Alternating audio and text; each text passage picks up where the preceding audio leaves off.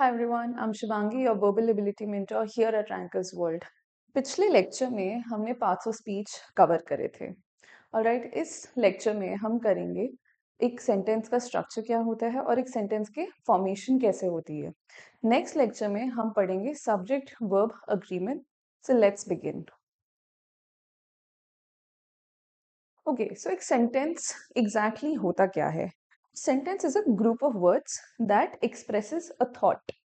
यानी कि सेंटेंस में एक ग्रुप ऑफ वर्ड्स होते हैं जिनको ज्वाइन किया जाता है और उसके वजह से हमारे जो थॉट्स है, हमारी फीलिंग्स है, हमारी जो एक्सप्रेशंस है वो बताए जाते हैं। अगर हम एक सेंटेंस में जो वर्ड्स हम यूज कर रहे हैं अगर हम उनको जंबल कर दें या फिर हम उसको एक प्रॉपर वे में ना असेंबल करें, सो प्रोबेबिलिटी है कि हम अपने जो थॉट्स है, हमारी जो फीलिंग्स है उसको अच्छे से नहीं बता पाएंगे। Hence it should have a proper structure to it. All right, so we have to understand how sentences are formed and how next class में सीखेंगे कि how the verbs they agree with the subjects. All right, now what is a sentence? A sentence is a group of words that expresses a complete thought. Every sentence must have at least one subject and one verb. पिछले lecture में हमने सीखा था एक verb क्या होता है। एक वर्ब होता है एक action word. Okay, for example he is playing. Alright, he जो कि एक मेल पर्सन है वो क्या कर रहा है, वो एक एक्शन कर रहा है and that action is playing. Alright, so हमने आइडेंटिफाई कर लिया कि एक वर्ब क्या है। Now what is the subject? एक सेंटेंस में, ऑलराइट, एक सेंटेंस में उस सेंटेंस का जो हीरो है या फिर वो सेंटेंस में किस बारे में बात हो रही है, that is a subject. Alright, the child laughed. Now, in this sentence, you can identify the verb here, which is laugh. Alright, कि एक बच्चा है जो हंस रहा है। ठीक है, अब कौन हंस रहा है? The child laughed. So इस सेंटेंस का हीरो कौन है? इस सेंटेंस का सब्जेक्ट कौन है? The child. Now, basic sentence का एक स्ट्रक्चर क्या होता है? एक सेंटेंस में यूजुअली एक सब्जेक्ट होता है, एक वर्ब होता है और एक ऑब्जेक्ट होता है। Alright, he is playing with a ball. हमने इसमें आइडेंटिफाई करा था कि हमारा वर्ब क्या है। खेलना इज अ वर्ब, खेलना is an action that is happening. Now who is doing this action, who is doing this verb? He is playing with एक सब्जेक्ट जो है हमारा किस ऑब्जेक्ट के साथ वो खेल रहा है? With a ball. So the ball is the object here. Another example हम सीखेंगे, another example से हम concept को और clear करेंगे. Alright, the teacher explained the sentence clearly.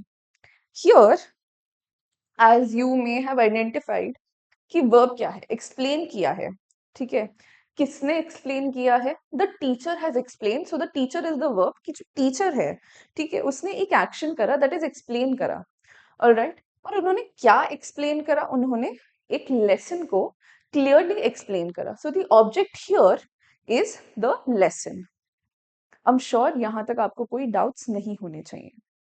Alright, let's move forward और हम इसमें देखते हैं कॉम्पोनेंट्स ऑफ सेंटेंस। अगेन जो हमने सब्जेक्ट, ऑब्जेक्ट और वर्ब सीखा है, हम उसके एक बार डेफिनेशंस देखते हैं कि वो क्या होती हैं। Now the subject tells us who or what the sentence is all about. Right, हमने ये बात की थी, शी इज सिंगिंग, एक वर्ब हो रहा है।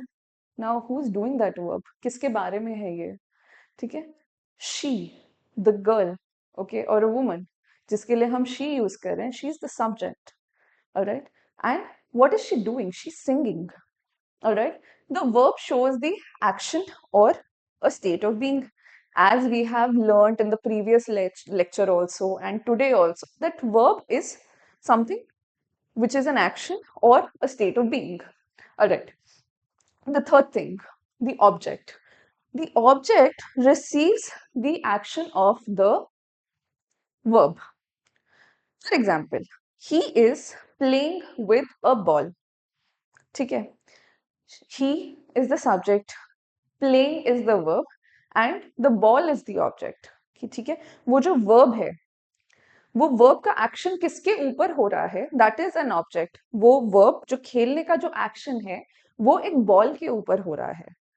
Alright, let's look eight an example here. The example says the students completed the assignment. Now we can easily understand कि इसमें सब्जेक्ट क्या है, वर्ब क्या है और ऑब्जेक्ट क्या है।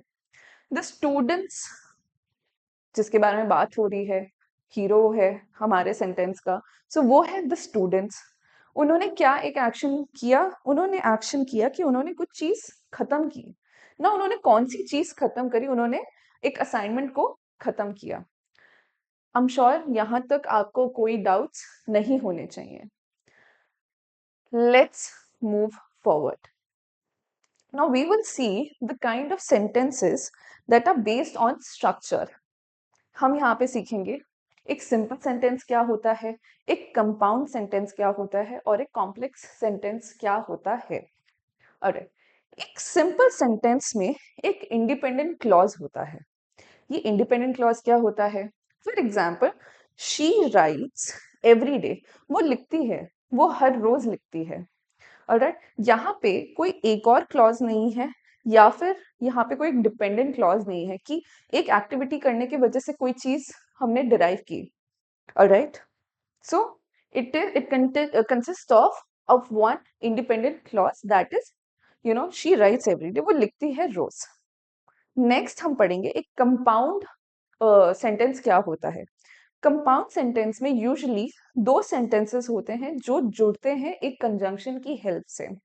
लास्ट लेक्चर में हमने सीखा था एक कंजंक्शन क्या होता है, they are the joining words. Alright, दो सेंटेंसेस को जो जोड़ दे उनको कंजंक्शन बोलते हैं। Now let's look at the example here. She writes every day and she enjoys it. Now if we break the sentence into two parts, तो हमारा sentence क्या बनता है कि she writes every day full stop, she enjoys it. So ये दो independent clauses हैं now which have been joined by the conjunction that is and. So that's why it becomes a compound sentence. All right, एक बार वापस revise करते हैं। एक simple sentence होता है जहां पे एक इंडिपेंडेंट क्लॉज होता है।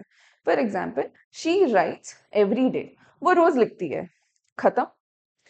एक कंपाउंड सेंटेंस होता है जहां पे दो इंडिपेंडेंट क्लॉज होते हैं which have been joined by a conjunction. वो लिखती है और वो उस चीज को एंजॉय करती है। Two independent clauses. Now let's see what is complex sentence. Now in a complex sentence, what happens is that there is one independent clause. She writes every day. Now there's another clause which is sort of dependent on it. कि वो लिखती तो है, क्यों लिखती है? Because वो enjoy करती है या फिर वो उसको relaxation provide करता है। Example, she enjoys writing because it relaxes her. Now this is something which is dependent on writing. अगर उसको रिलैक्स करना है तो वो रिलैक्स कैसे करे, वो लिख के रिलैक्स करेगी। And that is why it is a complex sentence. Now I hope इस लेक्चर में आपको कोई अब तक प्रॉब्लम नहीं आएगी। अगले लेक्चर में हम करेंगे सब्जेक्ट वर्ब अग्रीमेंट, कि एक वर्ब सब्जेक्ट के अकॉर्डिंग कैसे चेंज होता है, कैसे बदलता है। Hope you liked this lecture. Thank you.